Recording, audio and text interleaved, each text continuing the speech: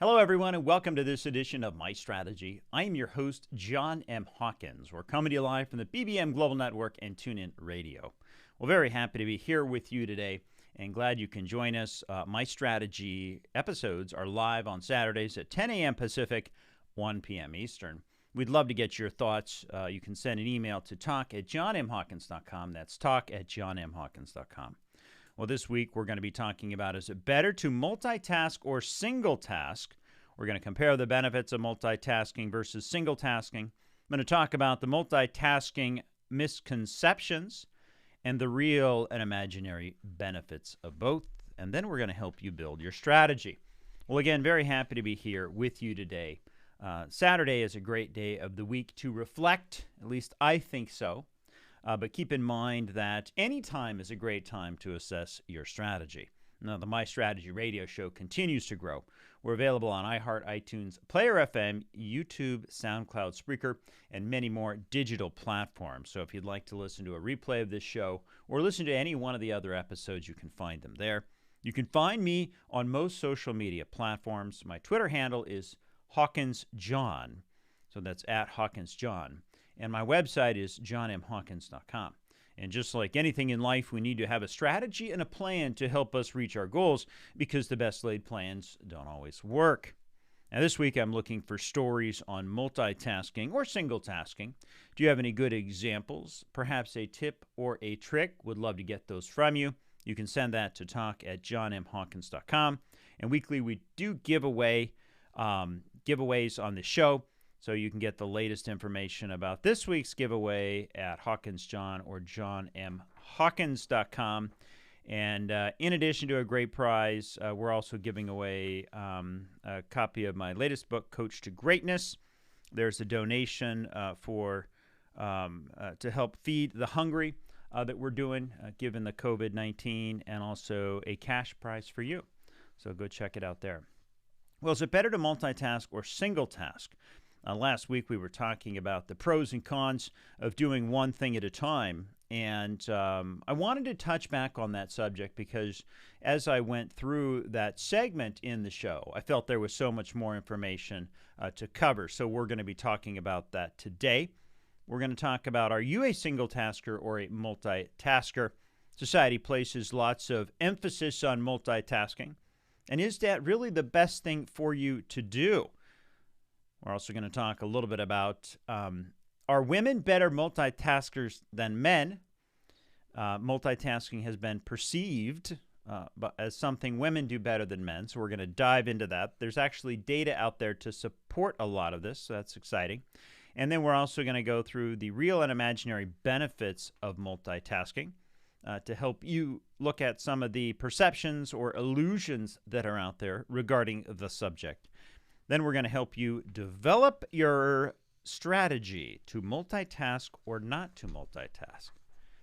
All right, well, last week we were talking about the pros and cons of doing one thing at a time in one of our segments, and I had a great article by Andrew O'Connell where we kind of took a deep dive into his ideas on the two. And to refresh our memory, Andrew was talking about the idea that it was better to finish your tasks in sequence than to jump from one to another, meaning single task was a very hard concept for him. And it went against his ingrained juggling habits, which he believed is why he could hit all of his multiple deadlines in an ever-changing environment. Well, Andrew went out and looked for some research to support his hypothesis. And so he found CCO Cavell of HEC Montreal, Andrea Icino of the University of Bologna, and Nicola Persico of Northwestern's Kellogg University.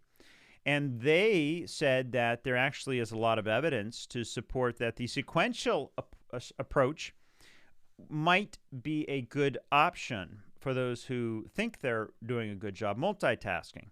And so last week we covered that there was a paper published on this concept, and basically they looked at some Italian judges who got more cases than they could easily handle.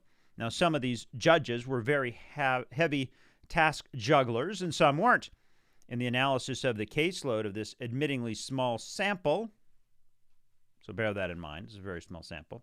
That there really is an advantage to completing tasks in sequence, and the heavy jugglers took longer to complete their portfolio and were less likely to complete their cases in a given time period. Now, personally, I don't know. I like to think I'm a multitasker. It's one of those traits that I've been working on for many, many years.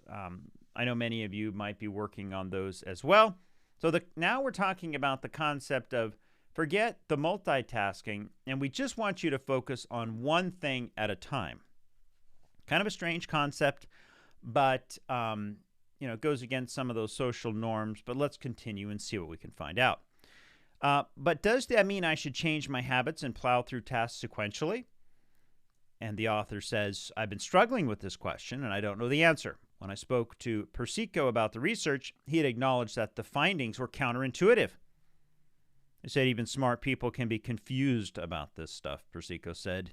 His father, who is a theoretical physicist, was taken back by it and didn't quite believe it.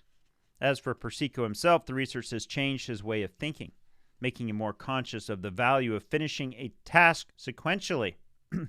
And he now tries to work on one research project, or two at the most at a time, and wishes he'd known this when he was turning out papers to beat the clock when he was at the University of Pennsylvania. He says he could have been a lot more productive. So that was one position that we talked about. But there was another position. Andrew was looking for some other perspectives, and he says that he get the sense that there's something positive out of task juggling, something that offsets the benefits of sustained work and goes beyond just a way to resist pressure from the assigned taskers.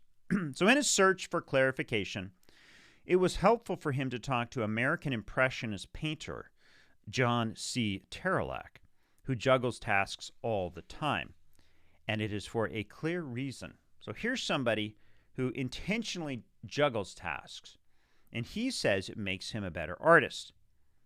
He said he structures his working life so that 5 to 20 paintings are in progress at one time. Now, I can't paint one painting. I cannot imagine having 5 to 20 paintings that I was working on at any one given time. He says that way each one's individual problems are easier to see and solve. In the past, when he put all his energies into one painting at a time, he wasn't able to solve the problems in the painting. He would get depressed and get down on himself. He says, but now, when he can see them all together, he has the ability to compare them, and he can see, oh, the sky in this painting is too dark, or this human figure is out of place, or the color scheme is way out of harmony. So here's a situation where these paintings, one at a time, serially, if he were to focus on them, would be competing for his attention. When he's working on them as a big collection, this 5 to 20, he feels that he's more creative because he can take a look back and he can kind of compare them next to each other. So for him and his creativeness, that helps him. So he says that's at least part of why the perspective that he was looking for, and this is Andrew again. When you juggle, your tasks interact with each other, and that can be a good thing. As they compete for your attention, their specific problems come into sharp relief, and new solutions present themselves. You can get out of a rut. You can stay fresh. You can borrow ideas from one task and apply them to another. They went on to talk about some other advantages of multitasking. Getting your head out of one task into another allows you to temporarily shut down your conscious thinking about the first one so that your unconscious mind can go to work. So lots of pros and cons here. I don't know exactly what the answer is to single task versus multitask, but hopefully as we go through the show, we can figure it out together. You're listening to My Strategy. I am your host, John M. Hawkins, coming to you live from the BBM Global Network and TuneIn Radio. When we come back, we're going to talk about, are you a better single tasker or a multitasker? We'll be right back.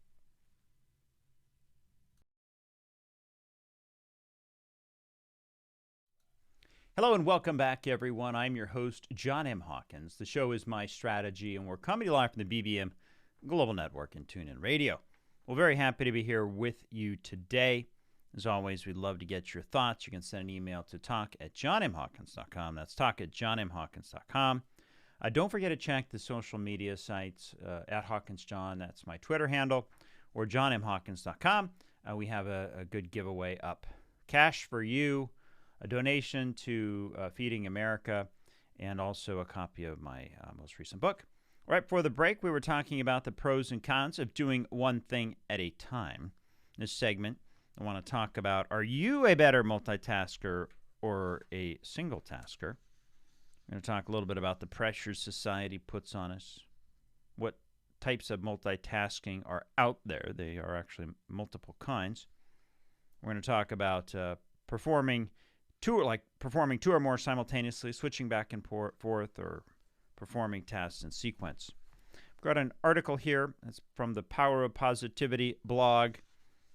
10 reasons a single task is better than a multitasker. Are you a multitasker or a single tasker? It says here, in a society that places an incredible amount of emphasis on multitasking, it can be difficult to justify to ourselves the benefit of doing one thing at a time. I find that pressure every day.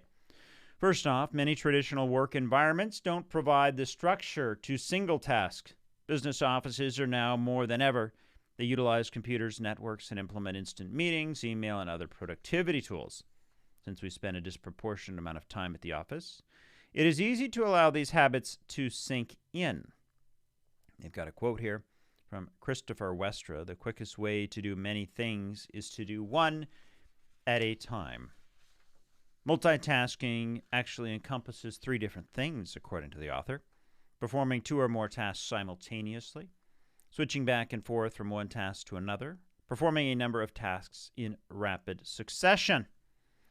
She says here, while these behaviors may appear completely fine, multitasking is actually a disadvantage. To be clear, it is possible to multi-project, that is, to work on multiple projects, as long as we're consciously approaching each project on a task-by-task manner. We can still be very productive, however. Many of us are still quite inept at working on one thing at a time. Some of us may not quite be convinced that a single task is better, and that's okay. So they're going to go through some reasons why. Number 1, single tasking conserves energy. The author says our brains consumes more energy than any other part of our body. When we single task, we wholly direct our attention to the task at hand. Multitasking is more taxing on our brain's energy reserves because we're constantly shifting the attention. Number 2, single tasking improves productivity. Simply put, the human brain is not designed to multitask. Studies have shown that the performance benefits to directing our attention spotlight onto one thing and one thing only. When researchers from Harvard and Stanford and the University of London were polled, they all stated that productivity can be reduced. So productivity can be reduced by 40%. Number 3, single tasking increases commitment. When we single task, we're laser focused on what's in front of us and nothing else. What does this enhanced focus do? For one, it establishes certain patterns of behavior in the brain. In essence, a sense of commitment is forged, as a single task obliges us to perform one task at a time. To single task requires us to stand in our choices and genuinely commit to executing with excellence. Number 4, building upon the commitment benefits of single tasking, self-discipline is manifested through conscious commitment and effort. Distractions, no matter how pleasant they may seem, can cause us to give in to them. We give in and we are effectively handing over our self-control. Well, that's definitely true. We get distracted from time to time. Single tasking strengthens our distractions. If we pay attention, it's quite easy to spot the people being distracted, no matter if it is the adult driver who texts on the highway or the coworker we constantly see heading into the break room. There's no getting around that people are slaves to distracting thoughts. When we practice single tasking, we're no longer subjective to this behavior. Single tasking improves our attention span at number 6. This should go without saying, but single tasking is an aphrodisiac to attention. Yes, it is a requirement to single task for a certain period of time before we obtain noticeable improvements to our attention. But it's better than the alternative. Consider this. According to the National Center for Biotechnology Information at the U.S. National Library of Medicine, the average attention of a human is 8 seconds. 8 seconds. Single tasking makes us happier. The problem with today's culture is that we expect to be busy all the time. Look at the people on the highway. They're cutting each other off in their commute to work. What does that tell us? In all seriousness, single tasking can be applied to any area of our life and can make us happier people. We get maximum enjoyment out of time, family, with that coveted book, or in our own self-reflection. Single tasking improves our communication. How many of us are guilty of mentally disappearing mid-conversation? Yes, many people do this. However, when we practice single tasking, we give our full attention to that person. Single tasking improves our relationships. Really, what's more important than our personal and professional relationships? Not much at all, the author says. Here's a difficult truth. One or more relationships at a time have a negative impact from the multitasking. Well, that's definitely true. And finally, single tasking gives us an advantage. Single tasking gives us a huge advantage, not only professionally, but personally, spiritually, and other domains. Single tasking is one of the most remarkable skills that can positively impact nearly every part of our daily lives. You're listening to My Strategy. I am your host, John M. Hawkins, coming to you live from the BBM Global Network and TuneIn Radio. We'll be right back.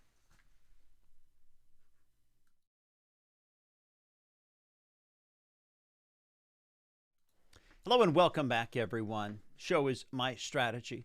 I am your host. We're coming to you live from the BBM Global Network and TuneIn Radio. We're very happy to be here with you today. Right before the break, we're talking about, are you a single tasker or a multitasker? And in this segment, I want to talk about a very controversial subject. Are women better multitaskers than men? Multitasking has been perceived as something that women are better at than men.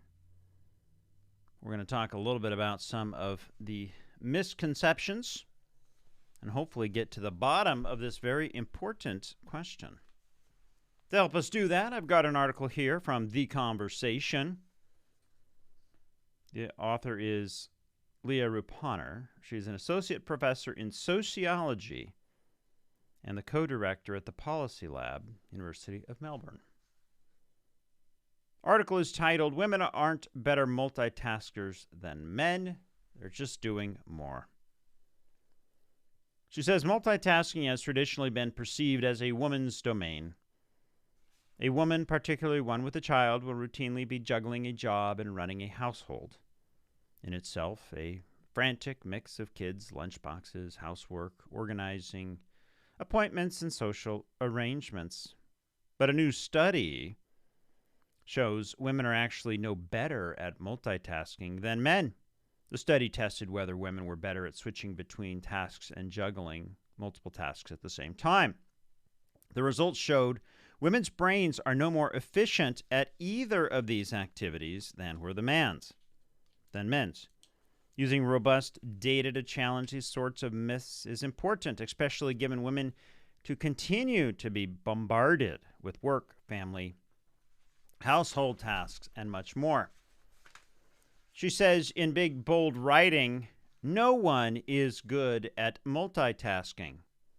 Multitasking is the act of performing several independent tasks within a short time.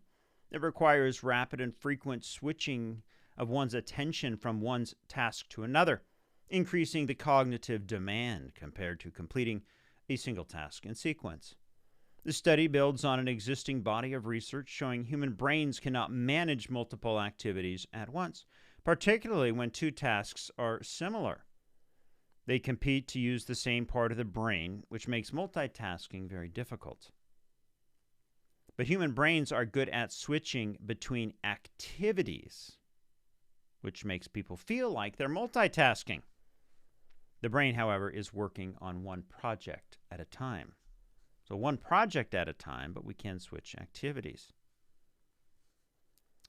In a German study, researchers compared the ability of 48 men and 48 women and how well they identified letters and numbers. In some experiments, participants were required to pay attention to two tasks called concurrent multitasking, while in others they needed to switch attention between tasks called sequential multitasking. The researchers measured reaction time and accuracy for the multitasking experiments against a control condition, which was performing one at a time. And they found multitasking substantially affected the speed and accuracy of completing the tasks for both men and women. There was no difference between those two groups. Domestic duties. Women are better at seeing a mess than men. Well, they found that men and women equally rated a messy space. The reason men do less cleaning than women may lie in the fact that women tend to hold higher standards of cleanliness than the men did, rather than the men's dirt blindness. That's a good one. Why haven't you cleaned your room? Well, I have dirt blindness. Recent data shows Australian men are spending more time doing domestic work than they used to. But in most studies, women still are doing the majority of it.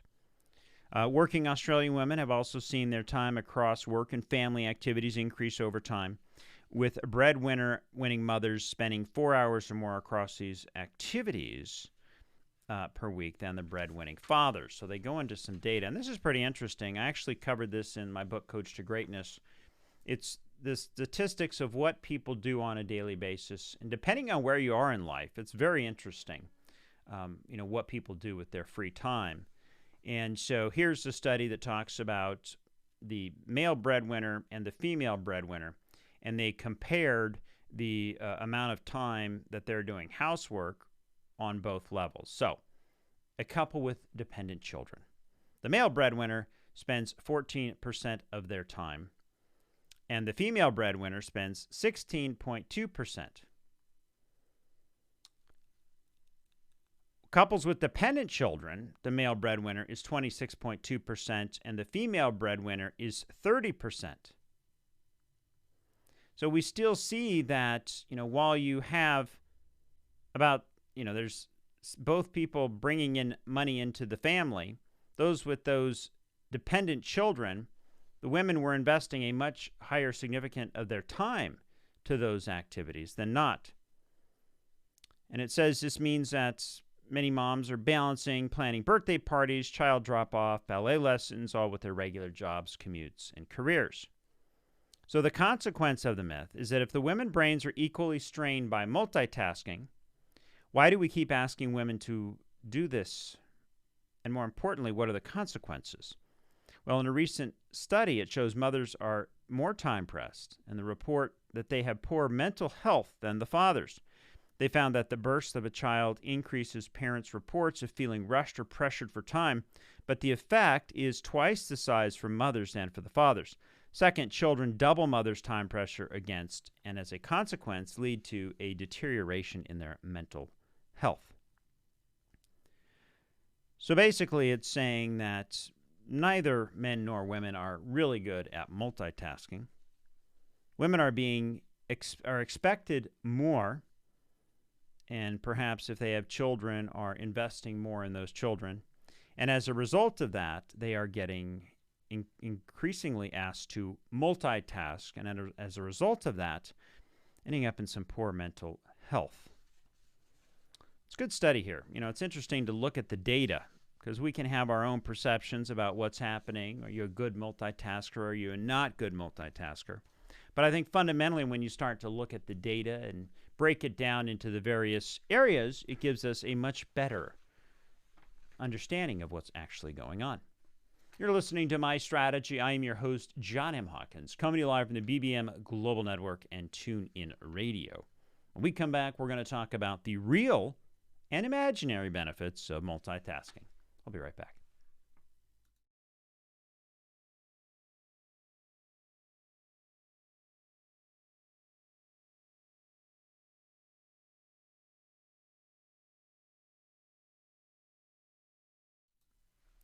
Hello and welcome back, everyone. I'm your host, John M. Hawkins, coming to you live from the BBM Global Network and TuneIn Radio. Show is My Strategy. We're really glad to be here with you today. We'd love to get your thoughts. Send us an email to talk@johnmhawkins.com. The My Strategy radio show is live on Saturdays at 10 a.m. Pacific, 1 p.m. Eastern, so you can catch us weekly. But keep in mind that we also have podcasts and recordings of the show. You can go to YouTube and search for the show there. We have videos of the show every week. We do a video. Or you can go to any one of the digital platforms and find the show. This week we've been talking about better to multitask or single task and comparing the benefits of multitasking versus single tasking. Been talking about the multitasking misconceptions, the real and imaginary benefits of both, and we've been helping you to develop your strategy. Right before the break, we were talking about a very controversial subject. Are women better multitaskers than men? Hopefully we answered some questions and maybe opened a can of worms or two, but that's just part of the reality of this show, right? All right, in this segment, I want to talk a little bit about the real and imaginary benefits of multitasking. Got an article here. It's from Wharton. It is actually entitled The Real and Imaginary Benefits of Multitasking. If your idea of multitasking is watching a football game on television while texting your friends on your smartphone and checking your email on your tablet, you're not alone. Today's technology-driven world, multitasking is an integral and necessary part of life. But are you really getting anything done effectively when you try to do so many things at once? You know, as I was talking about this earlier, a thought came to mind. When you're doing something and you go on your phone or your computer, aren't those more like distractions than anything? They're taking you away, and you might think you're doing activities, but really it's a distraction. But I digress. New research from Wharton marketing professor Ram Shrift and doctoral student Shailina Serna shows that multitasking is a mere illusion because it is impossible to execute more than one task at a time. Nevertheless, the perception of multitasking seems to be beneficial to performance. Shrift and Serna, who authored the paper, The Illusion of Multitasking and Its Positive Effect on Performance, with Yale marketing professor Gal Zauberman, shared their observation. And they've provided an edited version of the transcript, which we are reviewing in today's show. Ram Shrift. The thing that ignited our interest in studying this topic was the apparent contrast between how people generally define multitasking and how they actually engage in it. Specifically, although multitasking is generally defined as engaging in multiple tasks concurrently, previous research has repeatedly demonstrated that humans do not actually attend to multiple tasks at the same time. That is, we think we multitask. We actually switch rapidly back and forth between tasks and do not attend to more than a single task at a single time.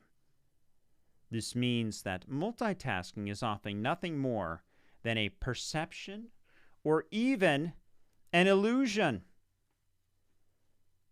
Well, how many job descriptions out there are asking you to be a multitasker? How many people have put that as one of their soft skills? I can multitask. Now, Ram Shrift is saying it is just an illusion. Shailina Serna. In many instances, people can perceive the exact same activity as either multitasking or single tasking. For example, when she's in a meeting, she might perceive her activity to be a single task. But she's actually both listening to Ram and also taking notes. Wouldn't that be two tasks? When she's shopping at a store and looking up sales information on her phone and she's engaging in a single task? Or is she multitasking? Am I just shopping? Or am I simultaneously browsing the clothes racks and finding deals online? These situations ignite an interest in the malleability of multitasking perceptions and how the mere illusion of multitasking might impact enjoyment, engagement, and performance of the tasks. Wharton Knowledge interjects and says, the research noted that most people have a positive view of multitasking, but studies have shown that multitasking isn't often the most efficient way of getting things done. What challenges does that create in helping people become more productive? Serna had an answer. She says, indeed, we find that people would like to be perceived as adept multitaskers and believe they're actually good at it. In a sample representative of the U.S. population, 93% of the respondents indicated that they could multitask better or as well as the average person. Given that many studies had documented that multitasking is detrimental to performance, this could potentially pose a problem, as people may not be aware of the extent to which multitasking can hinder their performance on tasks. However, their results suggest that given that a person engages in some form of multitasking, acknowledging that they are indeed multitasking could at least help mitigate the detrimental consequences of multitasking. Well, doesn't this fly in the face of everything that we've been taught? We're supposed to put multitasking on our resumes, as I stated earlier. We're supposed to be good multitaskers. The study shows that 93% of us think we're better than the average. 93% of us, almost all of us, think we are a better multitasker than others. Wharton then asks, well, what's the most interesting, surprising find? Schrift says, the most surprising finding of this study is, first, multitasking is often a matter of perception. That is, individuals can perceive the same activity as either a multitasking or single tasking, depending on the context. For example, imagine that you're watching 2 live football games on the sports channel, and both games are broadcast simultaneously on a split screen. Will you consider this activity as multitasking or single tasking? Will thinking about your activity be broadly as watching sports, or more specifically, watching 2 live games change your perception? If you're watching one game on TV and the other on your iPad simultaneously, does that change whether or not you perceive yourself as multitasking or a single tasking? Indeed, we find that these and many other factors change our multitasking perceptions. And indeed, we find that these, I did say that. And have an important consequence for our engagement and attentiveness. Serna says the second surprising fact is that although engaging in multiple activities is harmful to performance compared with engaging in a single task, the mere perception of multitasking is beneficial to performance. That is, holding constant the activity that the individuals actually engage in. Making such activity feel like multitasking improves both persistence and performance on the task. So that is very interesting. While multitasking might not be beneficial, those who perceive they are multitasking can actually provide a boost. You're listening to My Strategy. I'm your host, John M. Hawkins, coming to you live from the BBM Global Network and TuneIn Radio. When we come back, we're going to help you develop your strategy. We'll be right back.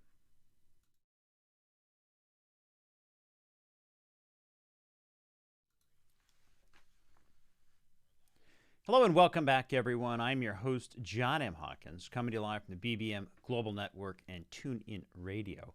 The show is called My Strategy. All right, before the break, we were talking about the real and imaginary benefits of multitasking. Are there benefits to single tasking versus multitasking? In this segment, I want to talk a little bit about developing your strategy. Before I jump into that, I do want to remind you that we do have a giveaway, active live giveaway. You can go to @HawkinsJohn, Twitter handle. So Twitter @HawkinsJohn, or go to johnmhawkins.com. Super simple to sign up for it. Basically, you just have to follow one of my social media profiles, and you are automatically entered to win. All right, so we're talking about developing your strategy. And for those who are friends of the show, you know that I have a very simple 5-step approach to developing a strategy.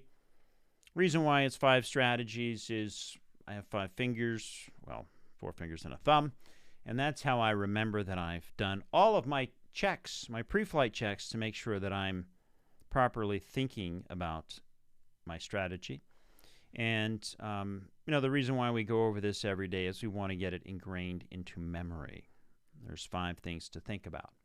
And when you're changing your plan or you're thinking about doing something, this is the cycle. Now, there's many other ways that you could go about doing this, but these are the things that come to mind for me. So as we think about multitasking or single tasking, we've got the 5 different steps. 1 is awareness. 2nd is assess and analyze. 3rd is strategize and plan. 4th is implement your plan, and 5 is support and evaluate. So pretty simple stuff, right? So awareness, what is our vision, our goals? What are we trying to achieve? So if we're thinking about our vision, our goals, trying to achieve something, there's something in our life, there's something in our business, there's something that we are trying to do. Well, what is it? Really be clear with what it is we're trying to do. What are we, hoping to accomplish? What are our aspirations? What would make us happy? What does our life board look like if I were to contextualize this? And, what is your ideal life? So that's what that's all about. So we want to think about that. Now, visions, your goals, they can change. Right now we're in the middle of a pandemic, and your goals will definitely change from what you had prior. If your goal was to travel the globe this summer, that might not be a realistic goal. So we need to be aware of that and shape our goals accordingly. Next, we assess and analyze. And we need to look at the situation and do some analysis to figure out what are some of the steps we can take. The steps are courses of actions, which are also known as strategies. So we want to take a look at it and say, what are some of the things we're doing, the courses of actions, the strategies that are working, what aren't working? Are we not able to accomplish our tasks? Do we feel like we are overburdened, like the mothers we were hearing about who are now having mental health issues because they're trying to do so many things? And we know that the brain has a hard time multitasking. We haven't proved it conclusively, but both men and women have a hard time. And when you're trying to increase doing multiple tasks, that can just put more stress on you. And more stress means that you're not going to perform any better. So we want to be thinking about that. Then we want to start thinking about how do we strategize and plan. If we were doing a course of action A, and now we're thinking about doing course of action B, what would that course of action B look like? What would that new activity be? What would that new strategy be? So you're going to look at what you were doing. This first one's not working out so well, so maybe I'm going to implement this other line item here. Maybe this is what I need to be focusing on a daily basis. And that's how you strategize and plan. And now this doesn't have to be a super long, in-depth process, but I'm explaining the model, and that's why it does take a little bit of time. Hopefully no more than 8 minutes, because that's all the time we have in this segment, but 8 minutes. All right. Once we've done that, we want to start to implement these new courses of actions, implement these new strategies, these tactics. If we don't implement it, we're never going to know if there is a benefit or not from implementing this new strategy, this new course of action, this new tactic. And we don't have to implement that course of action strategy all at once. We could just implement that new activity, on a periodic basis to see if it has an impact. Once we've done that, we need to now support that new activity. We need to support that new mindset. We need to, to determine, is it working or is it not? If you're going on a diet and you have implemented a new meal plan, how is that new meal plan working? What is the impact to the rest of your life and ultimately the goal? Are you getting closer to the goal or are you getting farther away from the goal? If you were going to write a book this year and that was a goal you'd set, well, to have a book written, you need to have chapters. You need to have words and paragraphs and plot and all of that in place. So if your goal is to write a book, you should be seeing the pages filling up with the content for the book. If you're not seeing the pages fill up, something's wrong. So that's where you need to take a look at it and start to think about this from a support and evaluation perspective. If you're not holding yourself accountable, if you're not holding yourself responsible, who can you find to help you? Could be a friend, a family member. You could find somebody who's done it before. And, as I think about today's topic and multitasking versus single tasking, we all have people in our lives who are superior at different things. If you do want to learn more about multitasking or serial tasking, find some examples in your own life who are really good at it and just have a conversation with them. By learning how they do it, can really help you with your own strategy. You're listening to My Strategy. I'm your host, John M. Hawkins, coming to you live from the BBM Global Network and TuneIn Radio. When we come back, we're going to put your strategy in place. We'll be right back.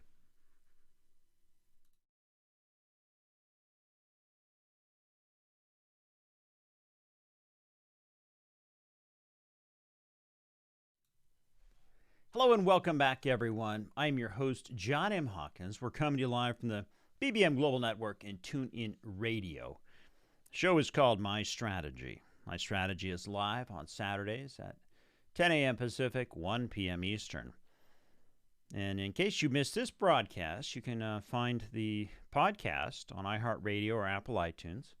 And if you'd like to have something covered in the show, send an email to talk@johnmhawkins.com.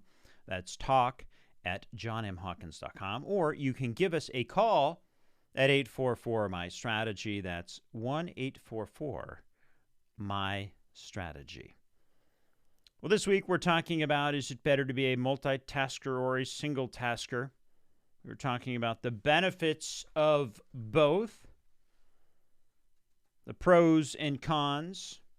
And all of this started with an article that I was reviewing last week where they talked about, is it better to be a multitasker or a single tasker?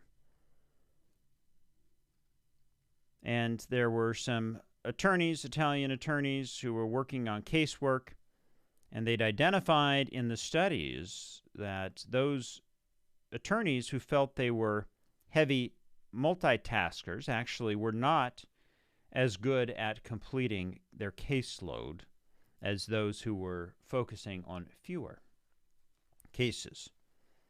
So that got our topic rolling, got me thinking about it. And so this week I thought we'd dive a little bit farther into it.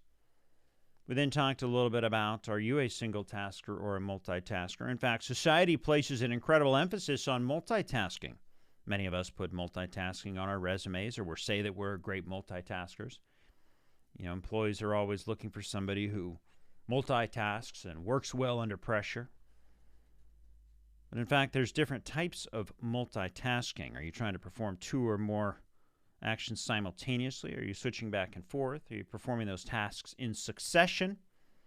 How are you doing that multitasking?